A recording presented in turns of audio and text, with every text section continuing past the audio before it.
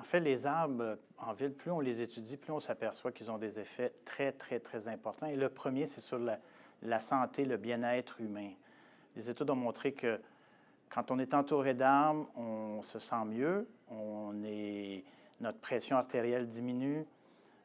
Des études ont montré, par exemple, que si vous êtes à l'hôpital pour récupérer, si votre fenêtre fait face à un arbre, vous allez récupérer plus vite que si votre fenêtre fait face à un autre bâtiment. Donc, au niveau de la santé humaine, là, juste le fait d'avoir un arbre nous calme et nous rend beaucoup plus heureux, diminue les dépressions, permet de récupérer plus vite suite à toutes sortes de stress. Ça, je dirais, c'est le premier impact très, très important. Mais il y a des effets beaucoup plus directs au niveau de la pollution. Les feuilles, les arbres possèdent énormément de surface foliaire et ces feuilles-là interceptent énormément de petites poussières, de petits électrons qui sont dans l'air et qui ont un effet négatif sur nos poumons et peuvent même causer le cancer. Donc, plus on a de la végétation autour de nous, encore une fois, plus notre santé va s'améliorer. Depuis quelques années, on a des périodes de chaleur assez extrêmes l'été et donc les arbres, au niveau des îlots de chaleur, ont un impact très, très, très important. Si vous êtes en plein été dans un milieu sans arbres, il peut faire 40, 42 degrés. Dans un parc, il va faire 27, 28 degrés. Donc, ça, c'est très, très important.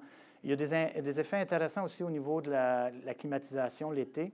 Plus votre maison est entourée d'arbres, moins votre coût de climatisation va être élevé. Et finalement, je vais terminer en disant que les acheteurs de maisons vont payer plus cher lorsque vous avez des arbres autour de la maison. Donc, il y a une valeur directe sur l'évaluation de la maison.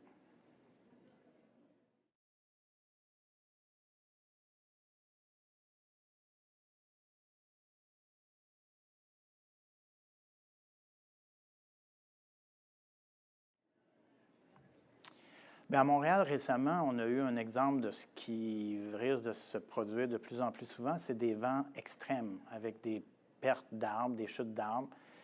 Et je dirais que depuis une dizaine d'années, on voit une augmentation de ce genre de phénomène-là. Donc, de plus en plus, il va falloir tenir compte de ça, de planifier des arbres et même d'intervenir au niveau de l'arbre pour diminuer la sensibilité des arbres face au vent. Donc, ça, c'est une des premières grande préoccupation. La deuxième, c'est la sécheresse. Les arbres ont été plantés en ville parce que, évidemment, on ne les arrose pas, les arbres en ville, actuellement. Donc, on a des étés qui étaient traditionnellement assez pluvieux. Évidemment, des petites sécheresses, mais on s'aperçoit qu'il y a de plus en plus de sécheresses et on commence à observer des dépérissements chez certaines espèces d'arbres. Donc, ça, c'est une inquiétude. Il va falloir commencer à planter des espèces d'arbres qui sont plus tolérantes à la sécheresse. Et finalement, bien, un aspect peut-être plus positif, il fait de moins en moins froid l'hiver. Ça veut dire qu'il y a beaucoup d'espèces d'arbres qu'on ne pouvait pas planter avant dans nos villes au Québec, qu'on peut planter puisqu'ils vont tolérer maintenant les hivers qui sont moins rigoureux. Donc, d'un côté, on a plus de choix d'espèces, mais ce qui est très important face au changement climatique et aux incertitudes, c'est vraiment de diversifier les espèces d'arbres qu'on va planter dans le futur.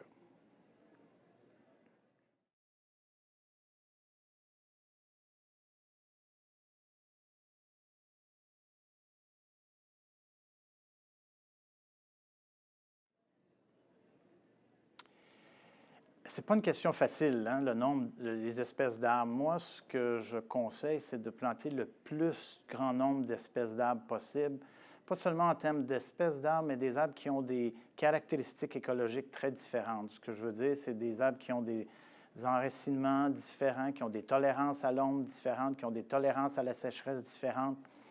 Parce que ce qu'on remarque dans une ville comme Montréal, par exemple, 60 des arbres sont 3 ou 4 espèces. Et après ça, on a beaucoup d'espèces, mais qui sont très peu abondantes. Et en plus, on a tendance à planter les mêmes espèces dans une rue donnée. On a traditionnellement beaucoup développé cette idée qu'il fallait uniformiser les espèces d'arbres pour le côté esthétique. Et donc, si on a une sécheresse, une maladie ou un insecte exotique comme la grille, souvent on risque de perdre toutes les espèces dans une rue. Donc, la suggestion, c'est qu'on ne devrait jamais planter juste une espèce ou 2 espèces, mais diversifier, augmenter la diversité des espèces d'arbres au niveau de chaque rue, au niveau de chaque parc, au niveau de chaque quartier. Un peu comme on fait quand on veut prendre sa retraite et on veut investir dans le futur. On n'investit pas tout dans le même type de compagnie, on investit dans une grande diversité.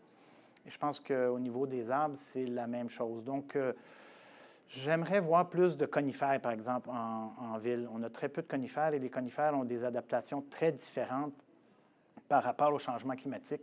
Je pense qu'on devrait facilement augmenter à 5 à 10 les espèces de conifères dans nos villes.